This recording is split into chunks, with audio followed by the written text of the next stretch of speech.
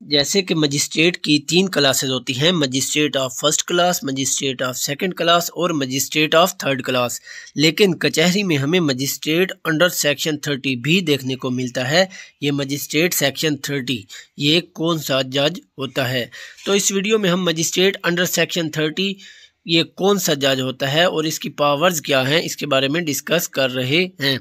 तो ये सीआरपीसी के सेक्शन 30 की बात हो रही है, यानी इसमें कहा गया है कि मजिस्ट्रेट ऑफ फर्स्ट क्लास जो है वो ऐसे तमाम केसेस सुन सकता है, उसका ट्रायल चला सकता है जिनकी सज़ाए मौत ना हो, यानी कि ऐसा कोई भी जुर्म जिसकी सज़ाए मौत के अलावा कुछ और है, इस तरह का हर वो मुकदमा सुन सकता है।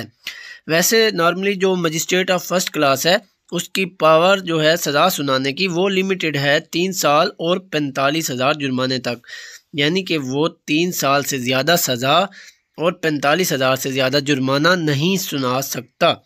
लेकिन इस सेक्शन 30 सीआरपीसी के तहत इसकी पावर को बढ़ा दिया गया है, इसकी पावर को एक्सटेंड कर दिया गया है, जो कि सूबाई हुकूमत किसी भी मजिस्ट्रेट ऑफ फर्स्ट क्लास को ये पावर ग्रांट करती है।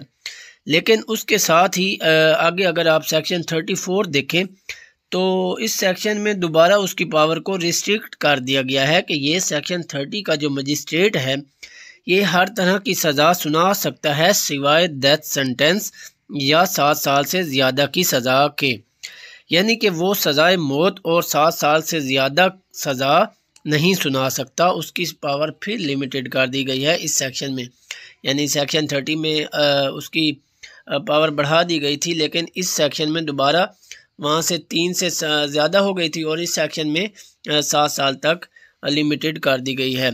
इस पावर को यहाँ पर दोबारा लिमिट कर दिया गया है। तो ये था मजिस्ट्रेट अंडर सेक्शन 30।